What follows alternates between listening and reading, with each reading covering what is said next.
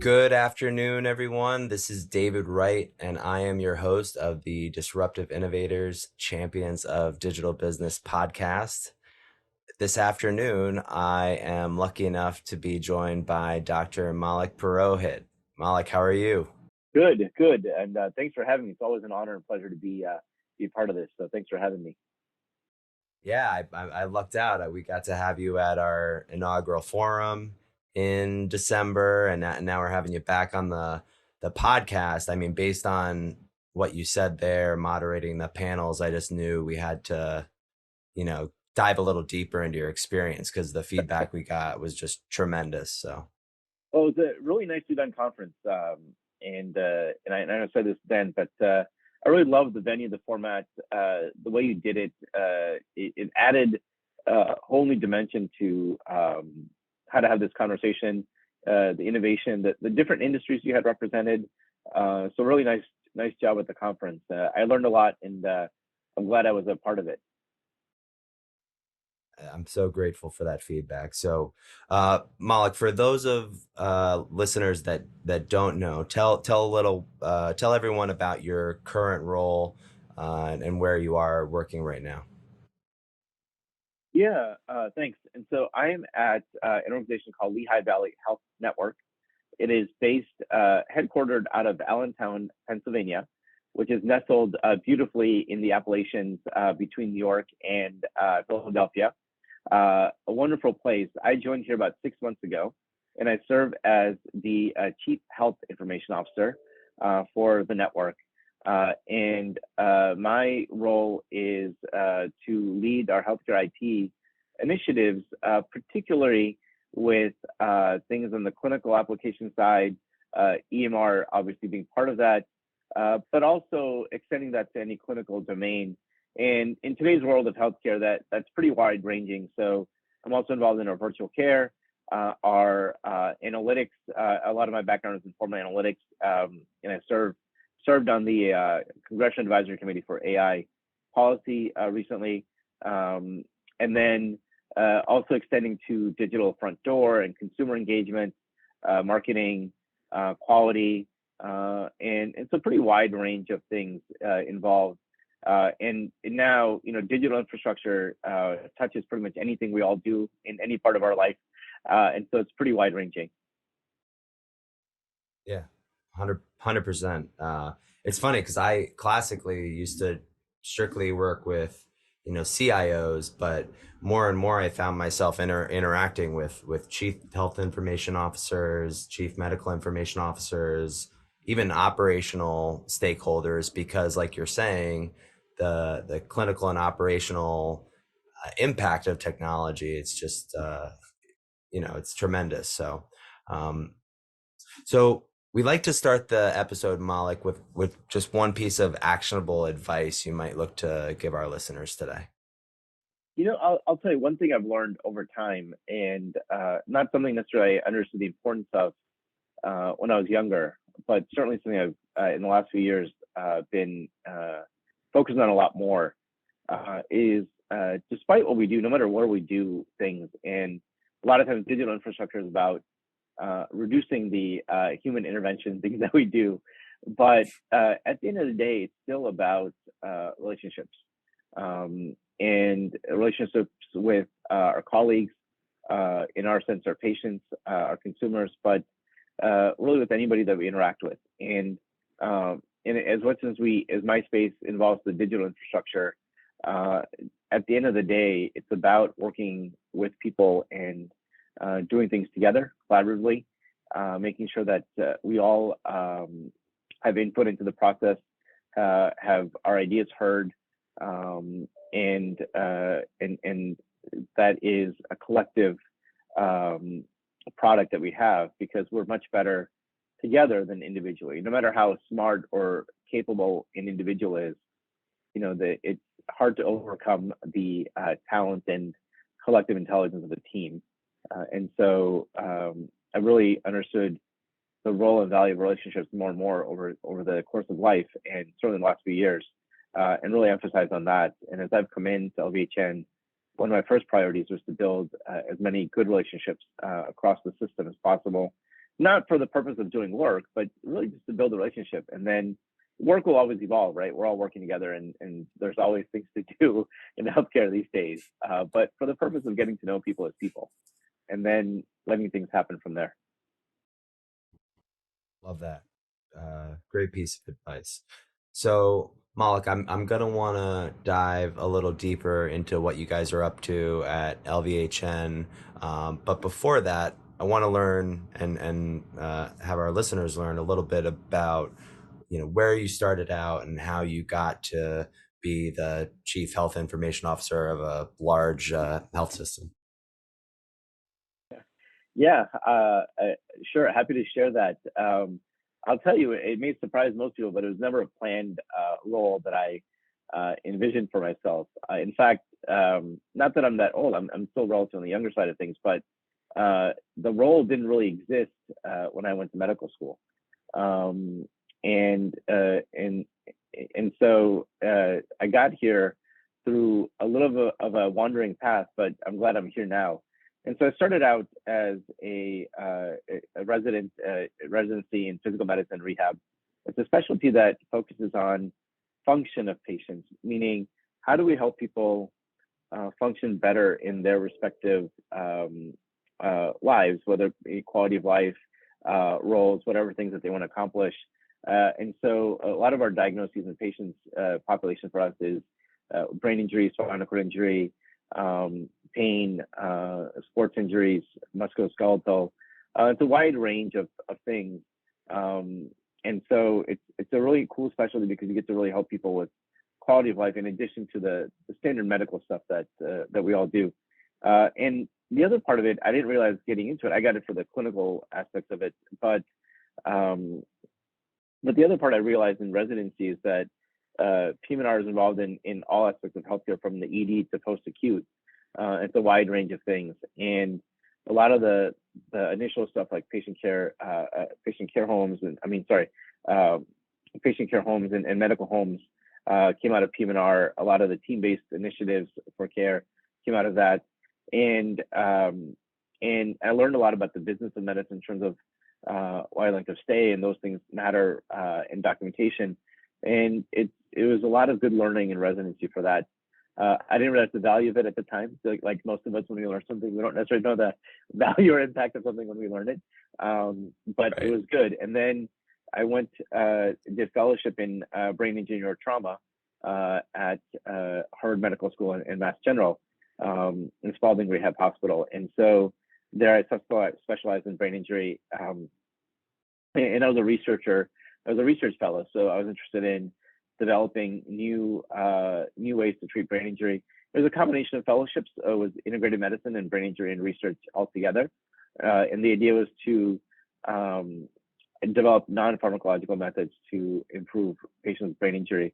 But along the way, one of the things I was asked to do, and I'm grateful that I was asked, was my chair of the department asked if I can help with the concussion program there.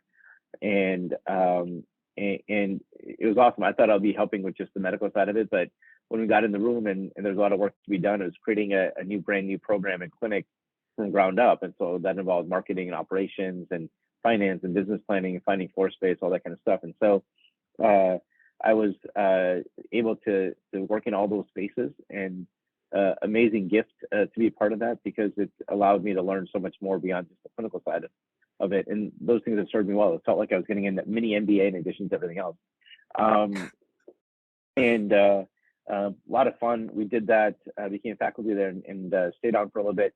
But then I was recruited to the Department of Defense to do an even more expanded version of that. And it was in the DC area, part of the Walter Reed System, Fort Belvoir Hospital. So created the National Intrepid Center of Excellence there with brain injury and PTSD. And again, it was a full team, and we had a wonderful team, and I learned a lot from them.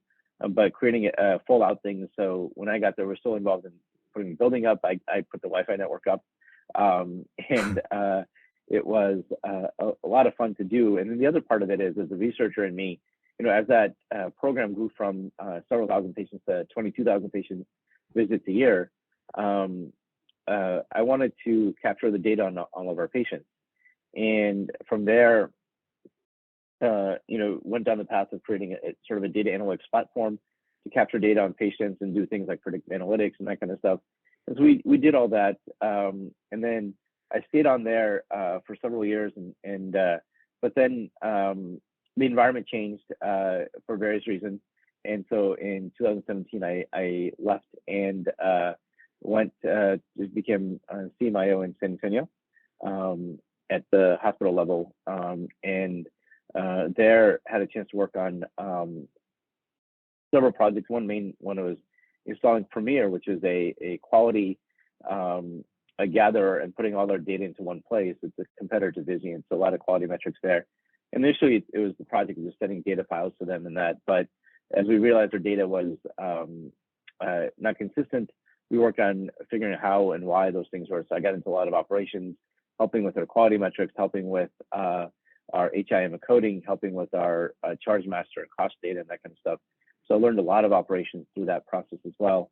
And then from there, I went to the industry side, did remote patient monitoring, and how do we help patients at home through better monitoring, better digital infrastructure. And I did that, and then I came back to the healthcare side at UH. And a lot of my time at UH in Cleveland was during COVID. And one of the things, when COVID first started, our COO at the time came to me and said, "Hey, can you help with some of the data analytics?"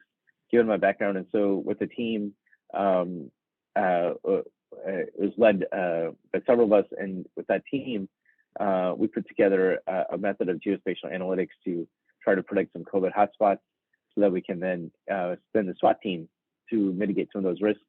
Again, very gratifying to be able to be part of the process of solutioning for a pretty disastrous situation for the world, and in the world that I lived in, where I could impact, to be able to help and support some of that.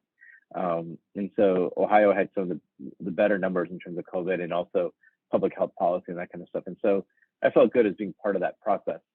And then, and we were going along, we did a few other things, but then this opportunity came up. And when I spoke with the team here, it was very obvious the culture of progression and innovation and wanting to move forward and not status quo, but really wanting to push the envelope.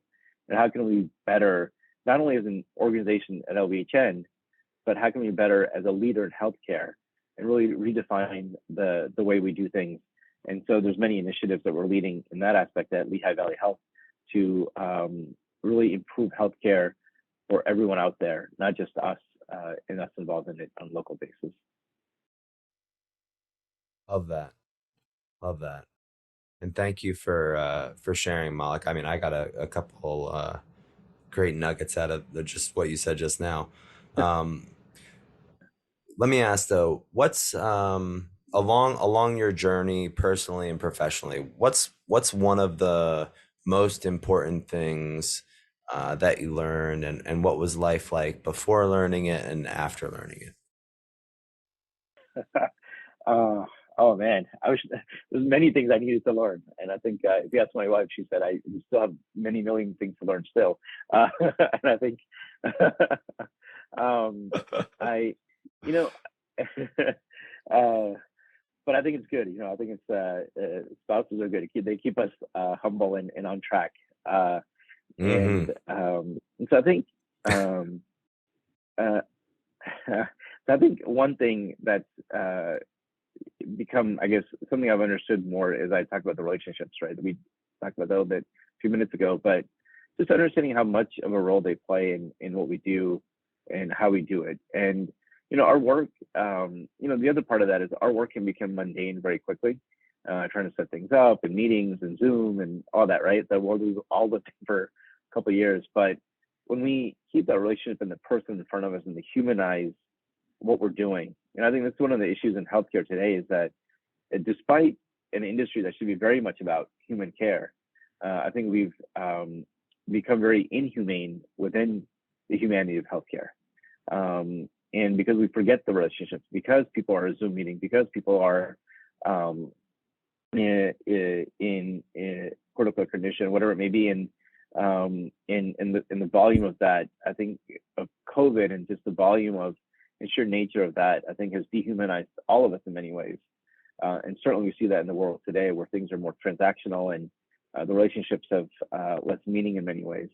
And so I think keeping that at the forefront and understanding the role of that and humanizing what we do so that we know why we do them and don't forget that. And it's easy to forget in all of us in all walks of life, connecting that part of it. And for those that are clinicians and seeing patients daily, it's a little bit easier sometimes. But in the healthcare system, you have marketing, you have finance, you have a quality metric, you have all that kind of stuff, and all of that contributes to better patient care. But if you don't see the patient in front of you or the relationship in front of you, it's easy to become dehumanized ourselves. So that's important. I think the second is this concept of mindfulness and being present. We've all gotten into this iPhone mode or smartphone mode of like checking the phone, checking this, checking, it's hard for me to go even 10 minutes without looking at my phone. Right. And as a result of that, and my kids and my wife called me out on this, when I'm on the weekends and I shouldn't be on the phone as much, but, and said, let's just be present in what we're doing. Because I think when we're not present and we are interacting with the world through digital infrastructure, it's easy to become distracted. And as much as we all think we can multitask, the reality is our brains are not multitasking. They may be doing 1, 2, 3, 4, 5 tasks in a row very quickly, but we can really only focus on one. And when we are mindful and being present in the moment that we're in and focusing on what we need to focus on, I think we all do a much better job. We all have a better time understanding the person in front of us, having that relationship, humanizing it, and then also just performing better because we understand what we're doing, the criteria, the details, that kind of stuff. And it's easy to get lost and push things on or get upset. But I think when we pay attention and are mindful of the environment, it allows us to understand what's going on in a much better holistic way that helps us get to a better place. I think a couple of those lessons. And again, I've learned a lot because I've had to learn a lot Right. as I've grown. But I think there's many more lessons that I think all of us have gained through life, and I think those are two that are important.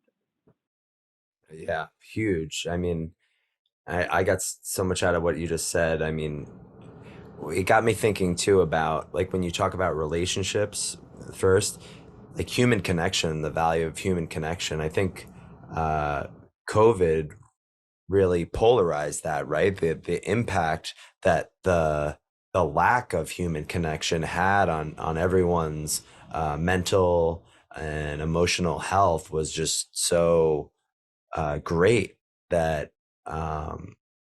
it just to me really just emphasizes what you said that much more. And it's not just personal relationships, it's with colleagues, it's with our communities, the kind of the world around us. Like how do we promote better relationships? And so yeah, I really appreciate that. I also really appreciated what you had to say about mindfulness.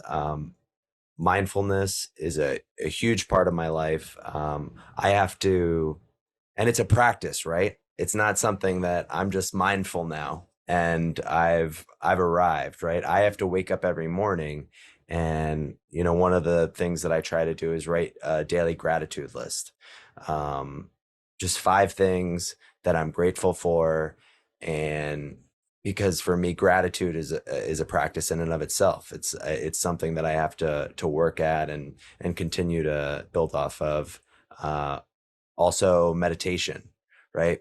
I try not to leave the house if I haven't meditated at least for 30 seconds to a minute even. I mean, I try to do more than that, but just the simple fact of, like you said, kind of turning off the phone, just breathing for a second and trying to be in that moment. I mean, it's a gift, right? It's a gift that I'm sitting here right now, and to remove myself from the hustle and bustle and recognize that. I mean, it's just great advice. So I really appreciate that, Maulik. Yeah, and it's funny. It's so I'll say, whatever I'm saying it, I would say is there's a podcast on NPR. I'm sorry, it was not, it was NPR. It was the Freakonomics podcast recently, and they had somebody on, and he said, they said, "Hey, we'd love to have your advice from all the years of experience." And he said, "Well, it's not advice; it's things that I've done that have worked for me that may work for you." And that's sort of the intent behind this is, advice is sort of a powerful thing, but I would simply say that what we're discussing are things that I've learned and I've discovered for myself, and they may be helpful to you and may not be helpful to you to others, but this certainly been helpful to me. And hopefully it is helpful to somebody, but I don't know if I'd categorize it as advice. But the mindfulness part, I would say, is interesting because one of my fellowships in subspecialty training was in integrated medicine, which is about meditation, yoga, and really understanding the science behind it. And I practiced that on a daily basis, but I didn't practice it on a moment to moment basis. And it was sort of a part of my day is like an activity I did at the end of the day or beginning of the day or something I did just like running. But it wasn't something I incorporated into sort of the daily gist of everything I did, and trying to do that more and more of just being present when I'm meeting with somebody for a meeting or when I'm on this podcast, just really focusing on what I'm doing now rather than focusing on all the pop-ups I'm getting, right? Like the email pop-ups, the text messaging, that kind of stuff, right? We get all that as we Right. go, and it's easy to get distracted, but how do I focus on what I'm doing now, do that as well as I can, be the best at it, and then when the time is up, I'll move on to the next thing. But let's not try to do all 15 things together and then not do any of them well. And then the other part, there's a study in Nature. Nature is a very preeminent journal in medicine, and it's some of the top studies. And the other part of it was, not just the work and performance part of it, but just general happiness. It said that we are all much happier when we're just present in the moment, and focused on what we're doing at the moment, and then moving on to the next thing instead of trying to do all sorts of things at once. And I didn't really realize the impact of it when I first read it. I was like, oh, whatever, that makes sense, but I kind of blew past it.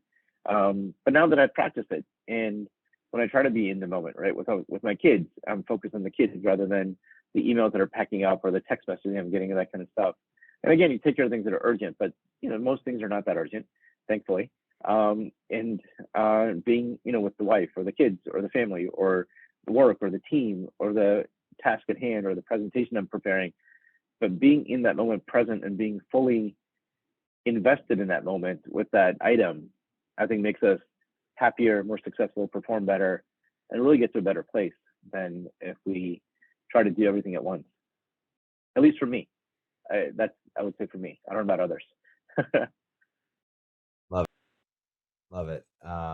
So Maulik, I want to move on to the work you're doing today. Before we jump into kind of your vision for LVHN, favorite book or literary piece that you're reading now or all time?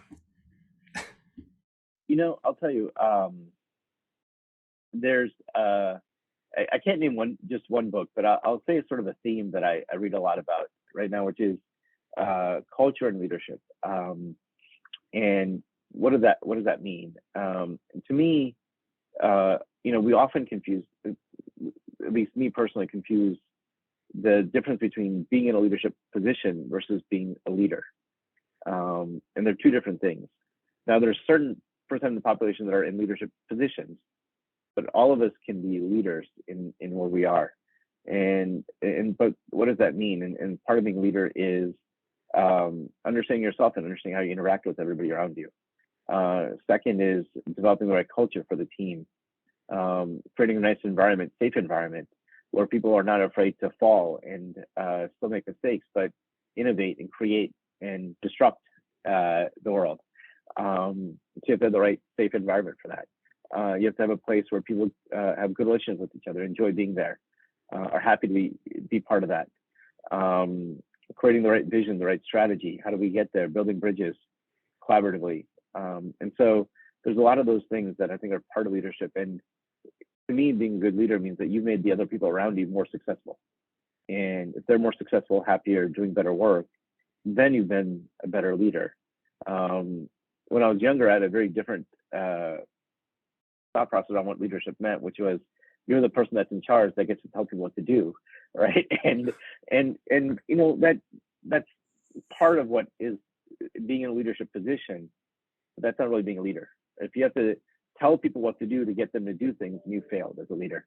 If you're allowing people to be motivated on their own, be happy, create, innovate, feel safe, secure, and allow them to be more successful, then that's the right environment. And then you don't have to tell people what to do because they come up with the ideas on their own. And then that's really much better leadership than being the person that tells people what to do. That's not leadership. That's a task manager or manager or whatever it may be. Right. 100%. Yeah. How do I touch, move, and inspire people to, like you said, kind of want to follow that unified mission and vision? And I think that's a great segue into learning a little bit more about what you guys are up to at Lehigh Valley Health Network. So what is and we kind of touched on it before, what you guys are doing not only to impact your patients but the community around you and kind of the healthcare industry as a whole. But what is your vision in your role as it's derived kind of from the mission of or overall organization? And then we could maybe get into some of the key initiatives you guys are focused on right now. Yeah, I think, for us, we're no different than most other healthcare organizations in many ways in the sense of the things we're focusing on or the challenges that we're focusing on. The uniqueness about us in that sense is that we're nestled in a valley amongst Appalachians, a beautiful area, but also the growing population. But again, only two main health systems that are relatively close by. And so our success really is the ability to serve the community and have them get better to where they need to be. If our success really means that the community is healthier, the people are better, they're having better access, that kind of stuff. And even to our CEO, which I love this comment from him, and he said it publicly, is we're only as successful as the least healthiest person in our community. I think that's the goal, that the least healthiest person is still in a good state of health. And so we have challenges like everybody else, right? Staffing, cost, supply chain, all those things, right? We're not immune to that. But how do we approach them? How do we take them on? How do we come up with creative solutions? So one aspect is opening up access. How do we do that? So creative solutions around that. How do we make that digital consumer journey much easier and better? Now, in today's world, you can book a flight to any part of the world, book a hotel there, and book a rental car and excursions in minutes from your computer or your mobile phone. But I can't book a primary care appointment down the street with any sort of digital infrastructure in most places of the world. And that's disconcerting. I mean, it should be a lot easier to do. But we need to, those are things that will help access. How do I get all my data on my phone? For those that are in the stock market, they can get up to minute data on their stocks and the past history in the past 5 years in seconds on their phone. Can I get my labs? Can I get my records? Can I get my notes? Can I get all that in the palm of my hand instantaneously? That should be the standard. Can I have a seamless experience? I often talk about the Google experience, quote unquote Google experience, meaning if you have a Google logon, whether it be email, whatever it may be, with that you get email, search, maps, drive, YouTube TV, all of it, right? All the Google work experience, everything with one logon, entire suite of applications, seamless to the user. And if you switch devices, you log on once and bam, you get it right there where you left off. Right. That's the standard of digital experience right now that's out there in other industries. We should have that same standard in healthcare. And so all of those are some of the initiatives that we're working on, is how do we get to that level, and how do we get to that platform of experience that's much better? Uh, because if we don't, we're going to make a lot of patients ill. 100%. You touched on a couple of the challenge, but what would you say are some of the biggest challenges you guys are facing in accomplishing that mission? Yeah, I think so. One is nursing care and staffing, and then not only nursing but physicians and providers also. So last year alone, we had 110,000 physicians um, retire from healthcare, and that's a lot. That's 10% of the physician workforce in one year that stepped away. And that's not counting the physicians that are active but not in clinical roles, right? That are administrative or industry or whatever it may be. This is even including all that in the denominator, 10% stepped away from clinical care. Last year, 500,000 nurses stepped away from clinical care. Those are huge numbers. And we're anticipated to be 1.1 million nurses short this year in terms of what we need. And so improving the clinician well-being in life is really vitally important, because if we don't, we're not going to have those people to take care of the ones we need. There's an article I think just came out today from New England Journal that we're having uh, adverse events in 1/4 of our population in the hospitals today, and a large part of that is because of staffing Oh, and undue pressure. And it's true, right? Like as a human, we can take care of only so many things in a given amount of time. And if we're losing physicians and nurses, that means whoever's there, the patients still have to come in, right? It's not like other industries where you can just shut the door, right? Like the airlines can cancel right, flights and say, all right, we'll wash our hands of this. And too bad you missed the flight. We don't have that option in healthcare. Um, our doors are always open, no matter day, night, Christmas, holidays, whatever it may be. We're open, and we have to be. Um, but when you have ever-growing needs for health and a diminishing population of people to take care of them, you're going to put undue pressure on the system, and that's the biggest challenge right now for everybody. yeah, agreed. That's what we're seeing. That's why, when we And talk and I'll about, oh, go ahead. oh, sorry, and I'll put a little bit of advocacy in here too. Is that in this environment, there's cost cutting from payers.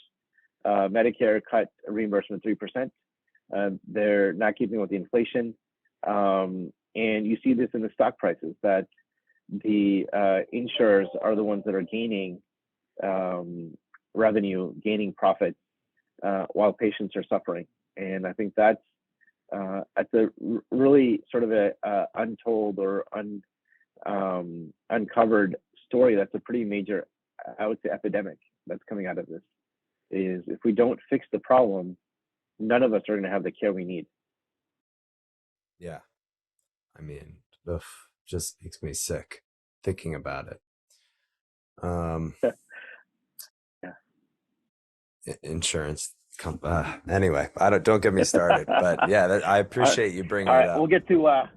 We'll get to happier topics.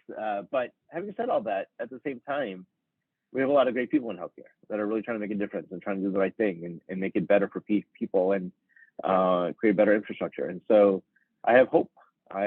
Despite the negativity and the challenges, I have a lot of hope that we have a lot of good people. In our organization, I can name 50 people that are really trying and really care. I mean, 50 just in seconds, right? I think everybody is trying to do great work. But it, it it's nice that we have good people. And then LVHN, I really feel like we have a great culture, a lot of good people that are trying to make the right thing and improve. And that's important. And I think we have a lot of those people in healthcare. We just got to make sure we don't burn them out and give them support so that we can fix the problem. Right, agreed.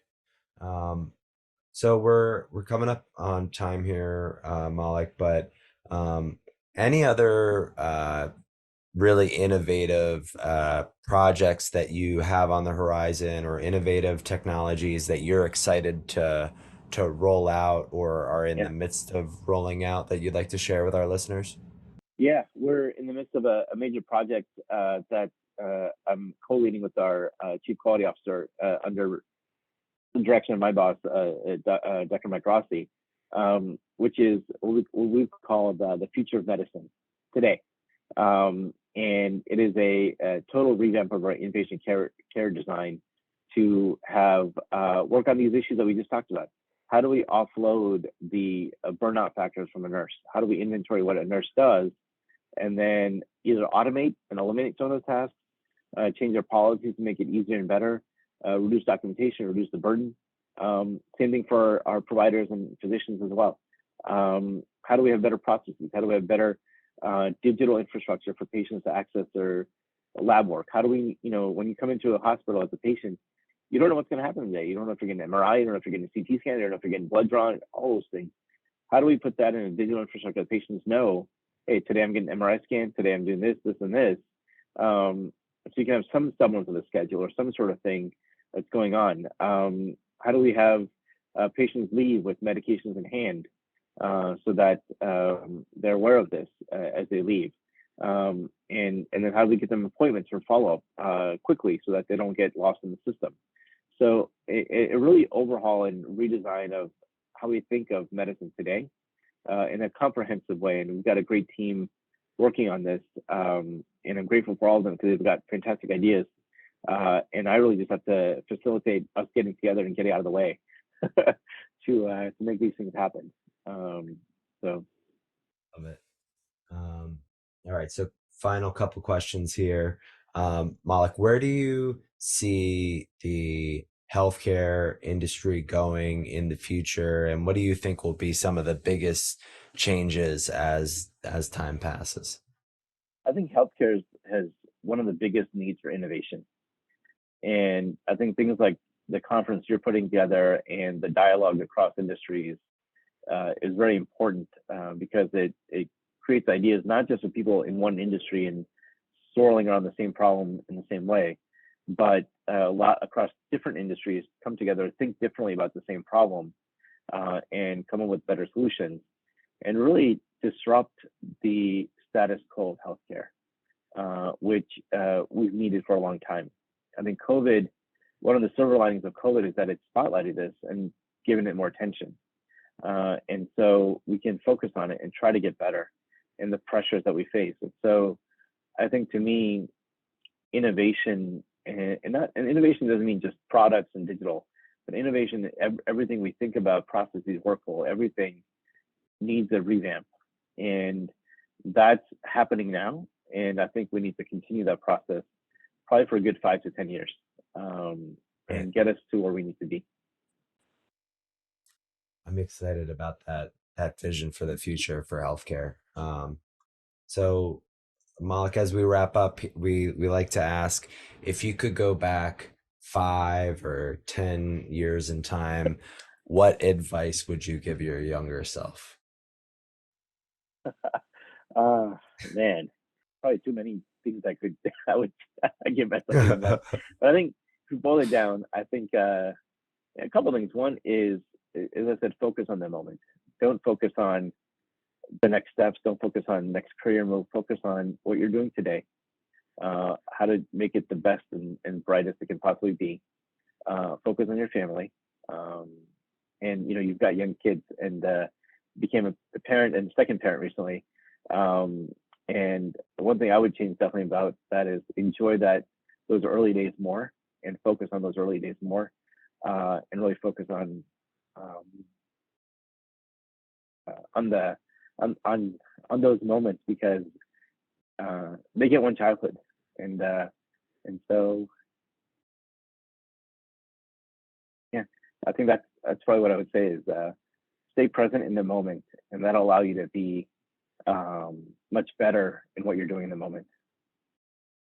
Well, Malik, I just want to thank you again so Yeah, much for spending time with us this afternoon. It was an absolute pleasure having you on.